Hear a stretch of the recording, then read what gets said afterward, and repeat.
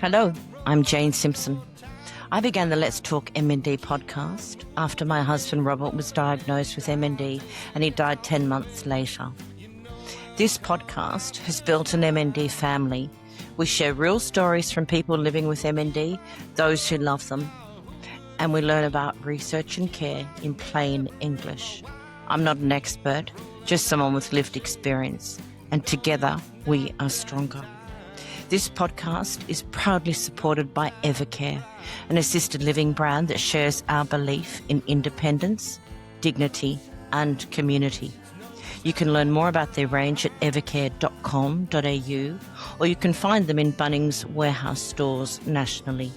I'm so thankful for Evercare's support of the MND community, and I really hope that you enjoyed today's conversation. Hello, everybody. Today we have Matt Tilley. Good morning, Matt. Good morning, Jane. Matt Tilley is the CEO of FightMND. He was appointed, 18 months ago? I reckon 18 to 20 months. Sounds like a prison sentence, but it's not. Correct. So Matt spent over 20 years in commercial radio. He became one of the country's most recognisable radio personalities. We can't say faces because they don't see you on the radio. No. Are you reading Wikipedia? Just wait, I'm getting to that. I lived in Sydney when you were really, really famous, and I listened to AM, so I didn't really know who you were until I came back to Melbourne. But then, when I told people who was the new CEO of FightMND, all these chicks went really weak at the knees. Oh, I love Matt. Oh, right. I think that's how I got the job, yeah, obviously. You also appeared on Australian television, Matt. Oh, yes, a lot of failures there. You're going to list them all? No. But this is what ChatGPT says about you. Oh, okay. I've never put myself in a ChatGPT. I'm fascinated. Here you go.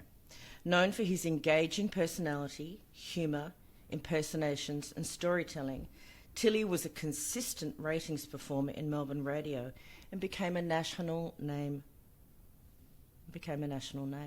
Right, just a national name. Yeah, but when I Googled you, it brings up Wikipedia, blah, blah. But then it says, what happened to Matt Tilley? Oh, right, that's a question that people ask. Yeah, that's the question, the highest ranked question. So we are here today to fix the algorithm. So what happened to Matt Tilley? There was a time when it used to be how much does Matt Tilley earn and what does Matt Tilley's wife look like? Yeah, they don't care anymore. It says more about the Google community than it does me. Yeah. So, Matt, we always like to start out with who are you, not what you do. So who's Matt Tilley? Well, I guess I'm someone who has taken a bit of a turn from what I'm well known for into a world where I sort of slowly but surely imbibed in the not-for-profit sector through the radio work that I did. Met lots of amazing people, was lucky enough to be asked onto a few boards and sort of went, well, you did tell yourself this was never going to be forever, which is why I originally did a law degree, thinking I will need it in a career at some point. And then, how many people do law degrees and then go into entertainment? It's insane. Oh yeah, just because they, people love the sound of their own voice. Basically, isn't that what a lawyer is? It is. And so I sort of went, I really quite like this. And you know what, Jane? I'm sure you would agree with this. People would agree with this. I was just lucky enough to meet some pretty amazing people who sort of took me under their wing and inadvertently mentored me. And I guess maybe they saw something that they thought would be worthwhile, because this real pay it forward sensibility in the not-for-profit sector. And I was lucky enough, I guess, to be the beneficiary of that. But I had, in radio, I tipped quite a few dollars their way. So quid pro quo. We'll get to that in a sec. So what do you do when you're not working? I am a highly competitive vegetable grower. The Red Hill show is just 2 weeks away. And I'm reigning aggregate champion. I say all this because it's kind of meaningless. No, say it. And so I'm deeply passionate about that. That's where I get my joy and my excitement. I think growing veggies is the ultimate before and after surprise. So what are you currently the champion of at the Red Hill Agricultural Show? Aggregate champion, which means I've won the most categories, because they got tired of paying $3 prize money for every single vegetable category. So they went, yeah, that's a lot. Let's just choose an overall winner. Because some poor, I have to use good language here, bugger, he had to put $3 in envelopes for like 40 different vegetable categories. And in the end, they're like, we're sick of this. Yeah, that's hard work. Spending most of our budget on envelopes. Yeah. So that's my passion. Road cycling is my other absolute passion. And then the rest is pretty predictable. Love my kids, love my Oh, there you wife, go. love my footy, love my cricket, love Kids, my gear. I'm glad the kids and wife got a little spot in there somewhere. Good. Well, I think everyone would say that. So I was trying to give you something more interesting at the top. Who do you barrack for? I'm a bomber's man. It's been a challenging. Well, dare I say, my daughter's 24 and she still bemoans why on earth I would have made her barrack for the Bombers. They're literally one of the worst teams in her whole life. I'm like, well, we used to be pretty ace. My youngest Hawk, he did that provocatively, but it kind of their era of success got me through our drug saga. Okay, well that there's got to be a positive to everything. Yeah, because I used to take him to all the games. And so when I was born, first grandchild, my grandfather anointed me as an Essendon supporter. Right, forgot we had that in common. Yeah, my mother too. So, I've got through some hard times in my life, but being a Bombers supporter ranks up there. Well, here's the thing. This may or may not be interesting given we're meant to be talking about MND, but Kevin Sheedy was kind of responsible for me getting on air because I was a young writer in at Fox FM and he was sort of being used as a, management style, free thinking guru. And he said, always back the kids, put the young people in positions of responsibility, give them a chance. And so they went, all right, let's get this young idiot on. I met Sheeds at a fight thing. We were wandering into the event together, and I didn't know that his mother had died of MND. Well, I didn't know that. His father had died of MND. I didn't know that. You just told me. I had no idea. And so his mother was left with 5 little children, and she had to work 2 jobs, plus she studied nursing at the same time. Now, when you think of that was probably in the 50s. Yeah. That's extraordinary.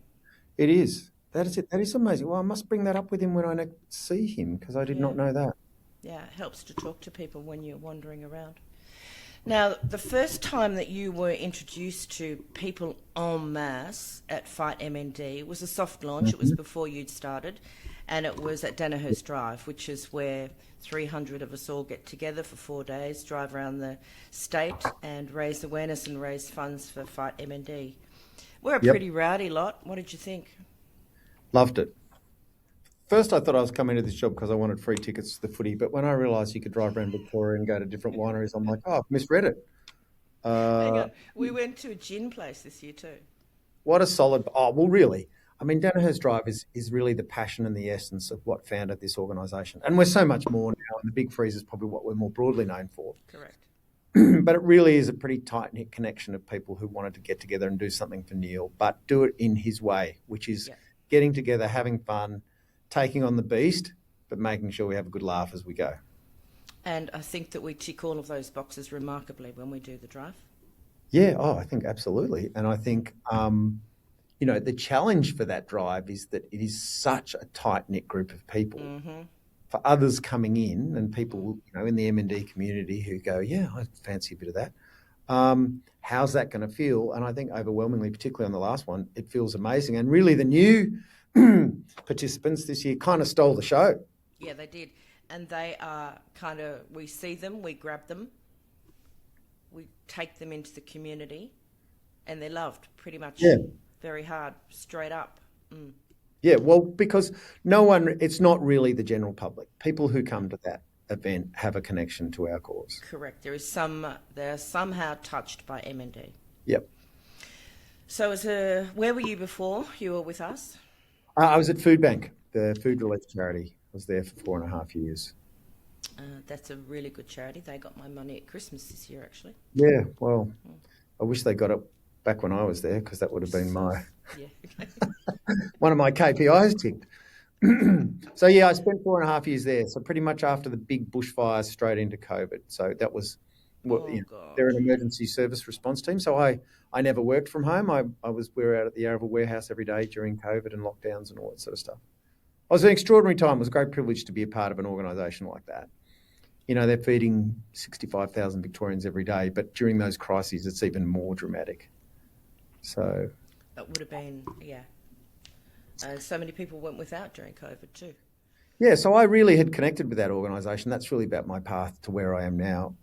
As an ambassador when I was in radio, they had this corporate cycling challenge and thought cycling's a thing I like, happy to be ambassador of that, and became pretty close with the CEO, a guy called Dave McNamara, who actually came and tapped me on the shoulder after I'd launched my own charity and said, "What are you doing now?" And he sort of believed in me to come and take control of the whole fundraising, marketing, corporate partnerships bit. You didn't just wake up one day and think, oh, I'll go and do this. You did some study as well. Yes, I did. So as I said, I did these, prank phone call CDs, which raised a lot of money, which I wanted to go to charity. So I didn't profit from them, but gee, I met some interesting groups. So we would buy footy jumpers for intellectually disabled footy teams and just do fun stuff. We didn't just hand out checks. And then I ended up on the board of Macaulay Community Services Swim, which is a family violence organisation. And the chair there was the head of the Institute of Community Directors, and they do a full, it's kind of like the board directors course that ASIC do, but it's for not-for-profits. And it's a full year diploma qualification. Yeah. I did that. And he put me through that for free. As I said, I was lucky to be, a few people sort of believed that I might be worth investing in. And then as a sort of a test of that, I did put my own charity together, like from the ground up, built a board, came up with a mission, and that was the idea that if everybody gave $1 on one day, that'd be 27 million bucks around Australia. Yeah. But I could never think, what's that day? How do you make that day, and how do you make people give you a dollar coin? So I stumbled on the idea of everyone's got to vote when there's an election. And road tested that in the Victorian state election. So partnered with the NAB. I had a friend she was pretty well connected in the banking sector. Got the Andrews government and the opposition to agree to match it dollar for dollar, found all these volunteers, and they stood with buckets at the election, and we asked people to chuck a dollar in. And it was only 7 weeks before the election we started it, so it was a test. Problem was, no one carries coins anymore, and also everyone pre-votes. Yeah. So you'd have to do it for like 2 weeks, and also you need thousands of volunteers because there's so many bloody polling booths, and you got to get people to do 2 shifts. And it was a bloody good idea. Look, it might come back, I reckon. Once we get to the space where I've got this idea that someone needs to invent an app where you can sort of throw money at buskers and throw money in a bucket. I think it should be called Busker, Buska. Don't talk about it, just do it. Well, I'm busy. Okay, we'll get to why you're busy in a minute. And I just think, wouldn't that be great now when you walk past buskers, or that moment where you just want to give $1 or $2, but you don't want to have to do the full Apple Pay FPOSI transaction. Yep. You just tap an app and all like $1 zings off your phone. Yep. No, it's a brilliant idea. You have just put that out to the world though, so when someone else develops it, don't get shitty. No, I'd be happy for it to happen because I want it to work for the charity sector. Beautiful. And that will get me a place in heaven, Jane, won't it? Well, Matt. Oh, it's a bit quick. A bit of balance. It's got a bit more balance. It's got to go out. We need to do a bit more than come up with a noble app to get a spot. Anyway. I love your story because I did a mid-career change too, and I think it's extremely good for you as a human. I think it keeps one excited, and actually I'm onto my third life career change now, right. And I think that's amazing. Well, I put a little caveat on it. Can I just say, I know you only halfway through your sentence. Like, it wasn't easy, and it wasn't a grand, and I didn't think I had all the answers. It's pretty terrifying, and it's pretty nerve-wracking. A few people have asked me to come and speak about it just because I used to speak for a living, and I'm like, well, you're not going to get this amazing, I'm just such a driven person, and I knew I could make the world a better place. I was like, what am I going to do now? So it's challenging. Oh, it's bloody hard work. I still had kids and husbands and mortgages and stuff like that. But you get to a point, and I think it's around the 50-ish, late 40-ish, 50-ish mark, you think, well, shit, if I don't do it now, I'm going to be stuck in this cycle for the rest of my life. So, yeah. Well, fortunately, I was forced into it because my sense of humour would have had me cancelled about 5 years later. That's what's wrong with the world, Matt. Oh, well, I had a good run. I'm not bitter about it, but I just think you don't sound bitter work now. Or angry. No, not at all. I'm very happy with how it all worked out. I feel very lucky. I had a pretty charmed run. You did. So let's talk about FightMND. Yes. How much did you know about MND when you applied for the job? at Oh, look, I FightMND? knew a fair bit about it because, truth be told, I used to look to FightMND as a way where I thought Food Bank needed to get to. They needed to go beyond like, oh, feel sorry for people and donate to the work we do and just create something that people would think is fun and do anyway. And the fact that it helped others, well, that's a bonus. Like you just can't take the community for granted, and everyone's got shit going on in their lives. Everyone's got tragedies that pull them in many different directions. So why is, not being able to feed your kids or having MND any more important to people unless you make it fun and easy for them? And I used to say that all the time. That's our challenge, guys. We've got to look at FightMND, look how they do it, and then look what comes. Look at Coles, look at Bunnings, look at these big corporate partners. So I did know a bit about the organisation, so therefore I knew a bit about MND. And Neale Daniher says all the time, put fun into fundraising. So it's not something that we just are doing willy-nilly. It's part of Neale's ethos. Yes, undoubtedly. And I think I tried to have that sensibility at Food Bank saying, look, no one's dying of starvation in Australia. People are doing it pretty tough and you want to help them out. So we can have fun. You look at drug rehab, family violence, things like that. There's no fun to be had there. No, none. So, okay, you understood FightMND as a corporate. Mm-hmm. Then you came along and you met the FightMND staff, but then you have been introduced to and become close to people with MND. Yes. And that's a journey of and with its own because we lose people all the time. So we become emotionally involved in their lives and with them. And you're 18-ish months down the track now, so that's going to start happening to you more and more. It's happened once or twice, but yeah, I've definitely seen people start to, lose the fight. So does that give you more motivation? Yeah, I think, look, we all have difficult days at work, right? And probably people think that I go, completely inspired and full of the goodwill of man and stuff like that. But, when you're a CEO and it's an organisation of 40 people, there's lots of just office stuff, just like everyone else's life. Yeah. But then you spend some time with someone like Emma Voolan, she's the state MP with MND, and I'm like, okay, so this is actually why I do this job. And the other thing is, is that we do have a very public persona, and it's my job, I guess, to tell people that there's lots of stories beyond Neale's story, and he's such an outlier in terms of how long he's been in this fight. Correct. It's really hard to sort of say to people, yeah, but he's actually, because they find it very hard now to see Neale and where he's at. And I'm like, yeah, but it's almost like he's one of the lucky ones. He's not lucky. But, for every Neale Daniher, there's like an Eric Dane, the Grey's Anatomy guy who got a year. Or Robert Simpson, who got 10 months, same as Eric Dane. That's right. And as I say to people all the time, so think about this. The average life expectancy is 27 months. So if Neale's in year 12 or 13, think about how many people have to be under 27 months for that average to work. Yeah, well, we were one of them. Yeah. I saw Emma on Thursday. I went in and spent some time with her. Did you have a toasted sandwich in the parliamentary dining room with her? No, we had a cup of tea each and we had cheesecake. Well, okay, you're a bit more high-end than me. We have a toasted cheese sandwich and a can of Coke. No, we are posher than you. We go over, we look at what the cake selection is and we choose and we share because they're really big. I bet your language is a bit more refined than ours too. No, I think that people will have had their ears ringing. Right. She is one of the most delightful human beings I've ever met. She's a and a very, very passionate and true. Politicians get a bad rap, but she is absolutely driven by representing her electorate. Like she absolutely is. It turns up in everything she's saying all the time, but she's one of the most genuine people you ever meet.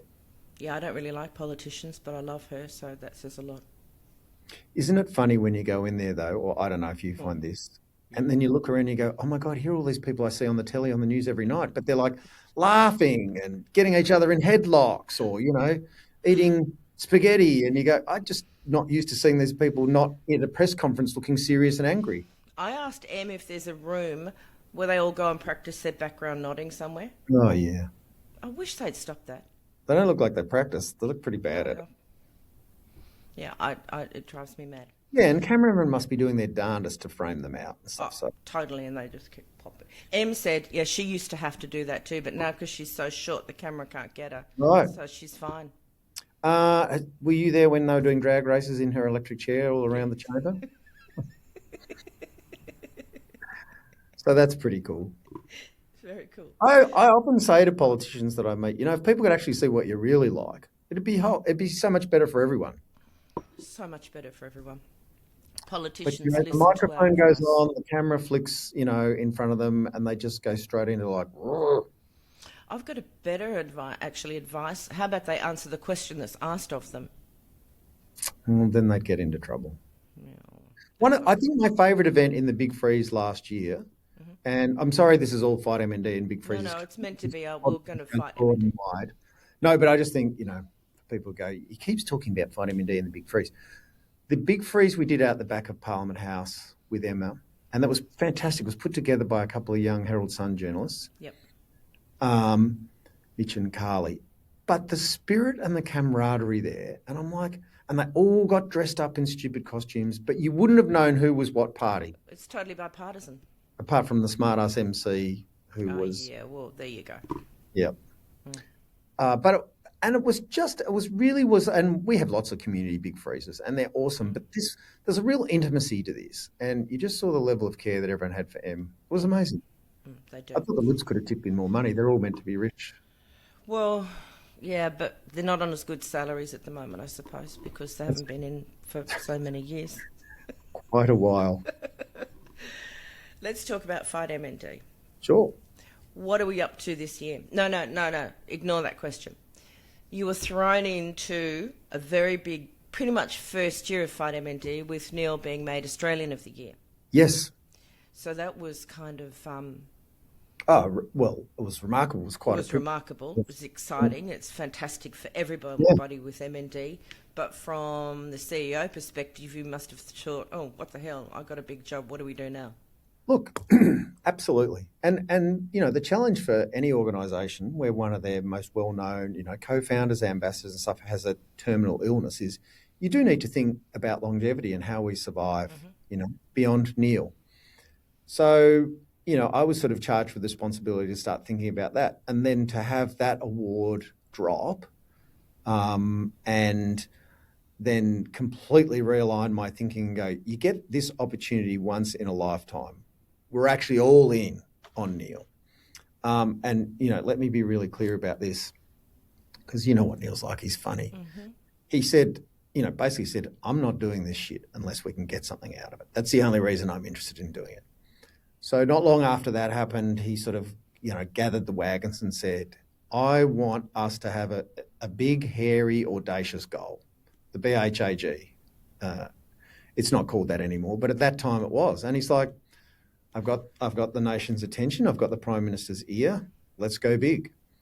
And, just to skip through this year quickly to get that point, to have the government just announce a $40 million 4-year program to build the Neale Daniher clinical trial network and other things. It's not just a clinical trial network. Yep. That's a remarkable result. And let me tell you, early on when we were sort of hatching these plans, we'll find out what happened and what previous Australians of the Year had sort of lobbied for and stuff. And we were sort of advised that it would be well under numbers like that. Oh, well, I think I told you that a previous one, they got 10, and that was the highest that anybody had gotten for quite a long time. So, to have this promised to us is extraordinary. Yeah, and I think there's lots of things to consider there. There's some great work done by Beck Sheehan and Beck Daniher in terms of really staying on it. We were lucky in terms of the election schedule, and so early chats and then a victory in the election meant we could continue that talking, didn't have to start again with new departments and government members. And I think I'm the only one who says this a lot, but I really do believe it. I think we could really warrant to the government that even though there's many things that need to be done for the MND sector, we were pretty aligned, and it wasn't going to be a case of, well, Fight MND want this and MNDA think that, and everybody else is like pulling in different directions. And the government goes, well, are we really getting value here? Is this really what we want to do? And I think that was a big part of it, amongst many other great things. And, Neale's incredible way of connecting with politicians. And, I remember talking to Neale about the approach that he would have when he went to Albo's office. And I was like, just be you. Just tell him you love a beer, you love to sport, you love to swear, and Albo's probably the same guy. Yeah. And you don't really need to explain that to Neale. He's a master at reading a room and reading a situation, and that's exactly the way it kicked off, and I think that's what held us in good stead. Yeah, well, the community is very happy about it. But with all of this, it's not going to happen tomorrow. It's going to be a lot of hard work by you guys to get it to come to fruition. Yeah, definitely there is. And we have great experience in managing donated money and putting it to researchers, but the government has a slightly different sensibility around that. Lots. Hey, look, you were just really diplomatic. Yeah, I am being very diplomatic because, look, it's a great privilege for us to be able to sort of, I guess, steward this. But also there's going to be responsibilities and work to be done by everybody in the sector, by clinicians, by the state associations. Like, we're here to just enable that sort of stuff. Yep. I mean, that's the challenge here, but also the opportunity. Yep. So what about this year? Well, this year is about new thinking. And not because we think anything's broken, but because anything you're doing for the 12th time, probably people are starting to drift. You need to create new ideas. So I'm excited by that. That's why I came here. It's not because I wanted to build my beanie collection or anything like that. Well, you could have done that through Bunnings anyway. So yeah, but so last year we went digital with the digital beanie because my whole thing is everybody has their phone in their hand 90% of the day. Why wouldn't we try and connect through that? But we have this brilliant legacy and this great sort of, warmth and reverence that people have that I think will move through generations. I used to take my boy Oscar down to Coles every year to get him his FightMND beanie. So I think kids will grow up and have their kids, and that, it's our job to keep them interested and engaged.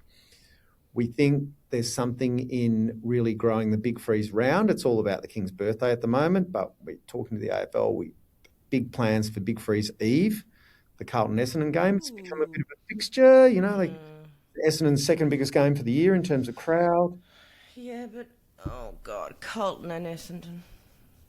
Yeah, it's a pretty intense rivalry. Yeah, that's pretty... And also the Danihers are really a big part of the Essendon story. They really are. Neale probably was the unluckiest Daniher in terms of the Essendon story. He really was. By that injury and, probably the most talented. Andrew Jansen. Does Andrew vote for Essendon too? Well, I did go to the Carlton-Essendon game with him last year, and now I can't remember. Yeah, he's Essendon as well. He was Bombers or Blues? No. He was Essendon, that's right, because Mike's Blues. Yeah, Mike's Blues. Claire just sat there and enjoyed the hospitality of the Carlton Footy Club. Camaraderie. Wine. Okay, so that's coming up in June, long weekend. So the Eve night could be a big night.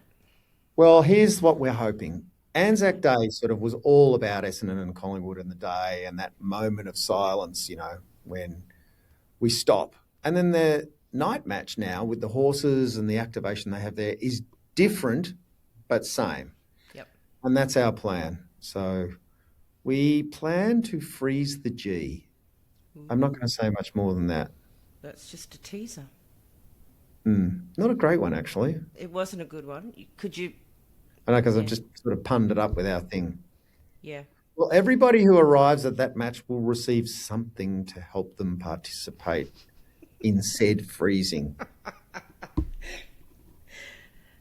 Matt Tilley was... Hold this block of ice till half-time, everyone. No, it's not going to be that. Okay, what does it say here?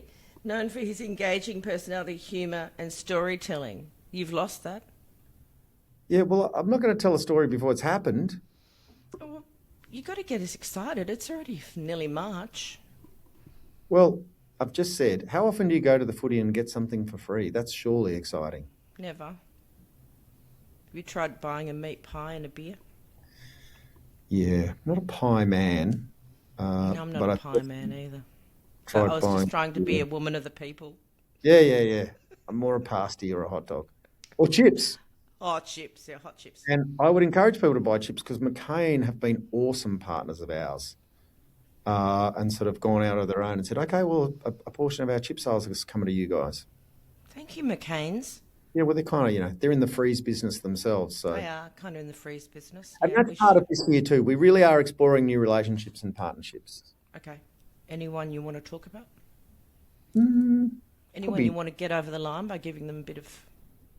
Not particularly, because I don't want to get any other partners' noses out of joint. Oh, you cool. all the new ones, but geez, Coles and Bunnings, we've been with you side by side, and they are bloody amazing. They are bloody amazing, both Coles and Bunnings. Well, we're in the Bunnings building. Like, that's how they are. We literally... I just thought for people listening might like to know that. That's true. I do know that, but they do not know that. So when you go and visit FightMND, you go to the Bunnings head office, you get a Bunnings pass, which I always manage to steal and put in my glove box and have to take back about a month later. You'd look great in a red polo shirt. I really do. I could actually see you doing a Bunnings ad, Jane, talking about the weekends. I could do a Bunnings ad. Yeah. Oh, yes, they are brilliant partners, but we are always looking for more because we're expanding our horizons. So besides Big Freeze, which is what everyone talks about, what else are we doing this year? Well, we've got Daniher's Drive, obviously, which we talked about. I've already registered. We're going to South Australia this year. Brilliant. It's going to be fun. We have the new gala lunch, which is a big corporate fundraiser that we kicked off last year in honour of Neale being the Australian of the Year. But the Pullman Hotel have said that was massive. Let's do it again. There was a lot of enthusiasm from companies and corporates to do that as well. That was a magical day.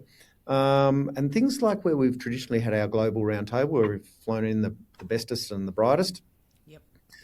We're not just going to sit around and have a think tank every year. So this year, that's actually going around the globe. And we're like, okay, we've had the big butcher's paper on the wall moments.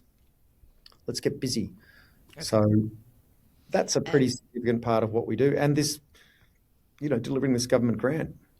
So that... the roundtables that Matt was just talking about involves researchers globally, allied health workers globally, neurologists globally, people with MND globally, and they all get into a space together and throw things at each other, as in ideas. Someone threw a whiteboard cleaner once, but we don't need to go into that. It's a particularly provocative chap from the United States. Funny that. Sorry. You might have to take over now. Oh, well, I'm happy to talk about it. I mean, my whole sensibility around that is, I came up with this phrase, you bought the beanies, so we brought the brains. Yes. It was about saying to the community, look, we've been giving you money and you are doing great work, but are you all talking to each other? And is there a bit of a plan? Or are you just busy ferreting away in your laboratories hoping to write some great papers and definitely move the needle, but just at an academic pace? And we're like, nah, we don't have time to waste.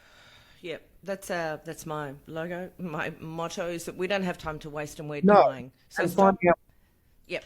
what are the sticking points? Okay, so big pharma's not sharing their data because they want to make a fortune out of the magic pill. Yep. Okay, well, how else can you guys share your data to combat that? All those sorts of things. Yep, which is all very important to everybody. And I think they find that quite liberating because you can become a bit institutionalised, I think, in particularly those big academic places. And you're so busy going hand to mouth trying to get funding each year and keep your programs going. You don't lose sight of why you're there, but it definitely reinvigorates them. And I think having people with MND in the room is such an incredibly powerful thing. Clinicians see it all the time, but a lot of academics don't. I spend a lot of time speaking with universities and different labs with a partner, my partner in MND land who has MND, and it's the first time many of the researchers have met anybody who've been affected by MND or who have MND. I actually sent one of your speeches out to my team and said, this is compulsory viewing. I'll be asking questions at the next cake morning. It's very powerful, Jane. Thank you. I think the way you speak to people is very powerful, but I think in that particular moment, it's where, I don't know, it's where science hits the road in a way. Yeah. Getting back to what you were saying a second ago is that people with MND and those affected by them are sick to death of the silos that all the research community work in, and, talk about your successes, but more importantly, talk about your failures, because Silo D might be working on something that failed in Silo A. Don't waste your time. Don't waste your money. Yep. Talk more about it. Be more, inclusive. And I think that's happening more. But, and I love you all in research land, there are quite a lot of egos involved, so that's quite difficult. Yeah, that's an interesting observation. I'm sure there is, but when we go round the grounds, up and down Australia, handing out money Oh, to. funny there, when you're going to give them money, they're really nice to you. No, Oh, but what I'm saying is shit.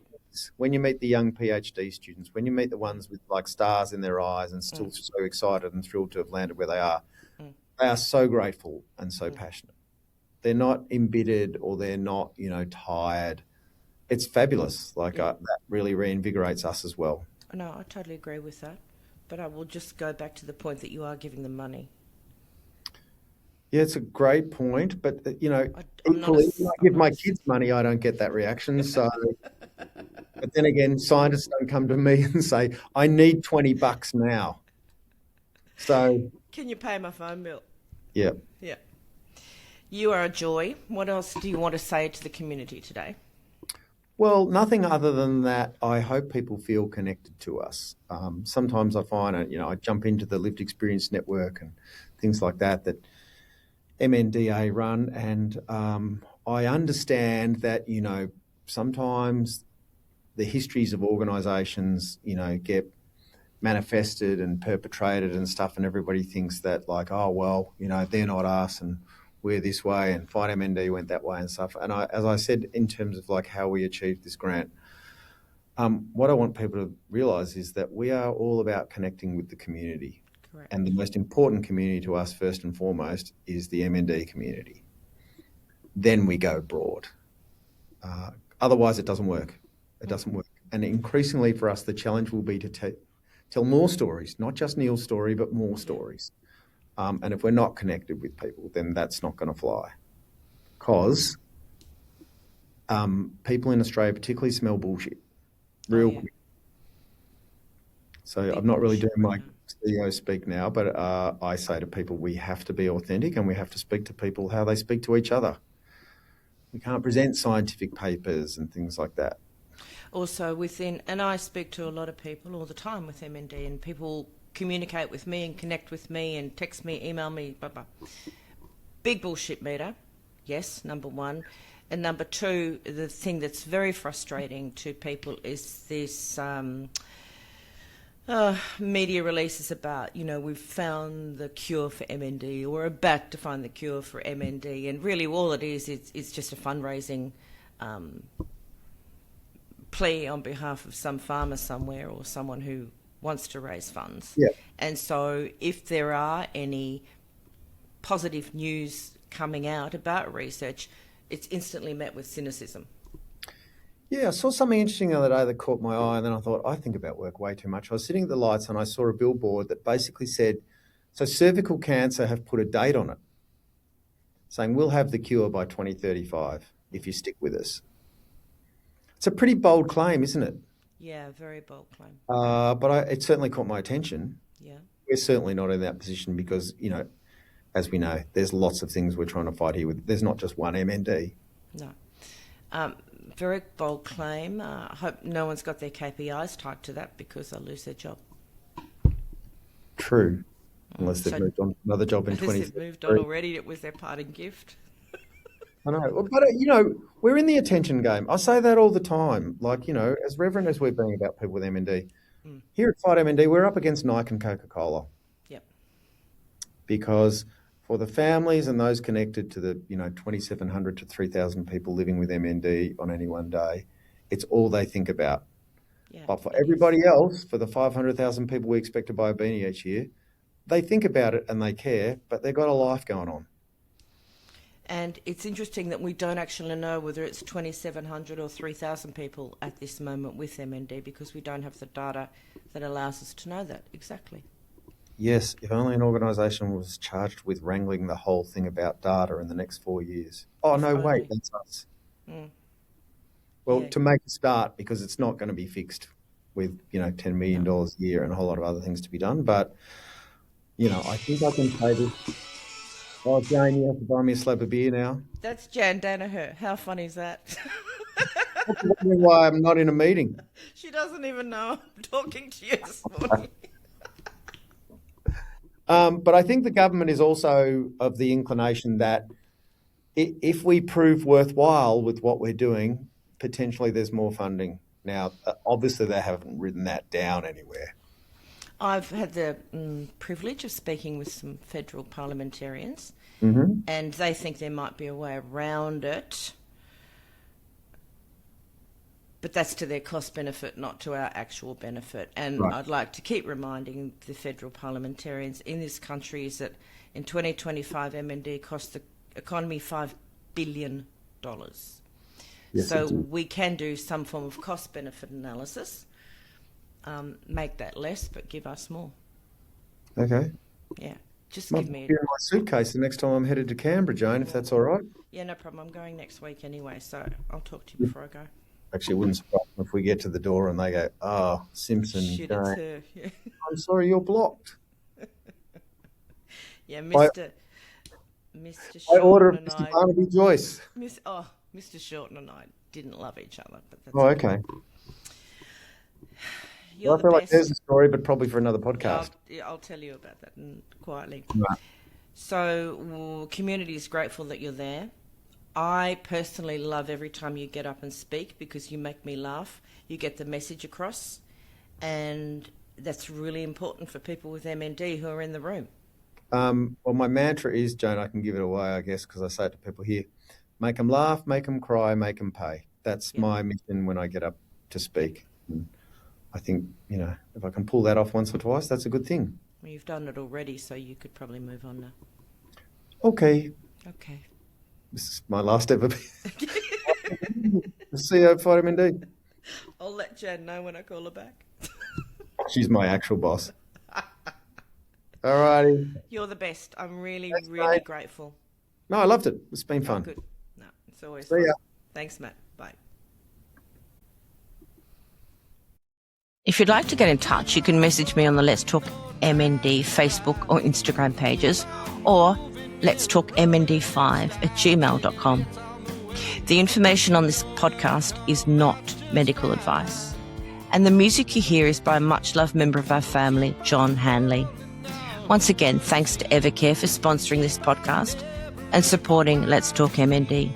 Their commitment to care and community helps make meaningful conversations like today's possible.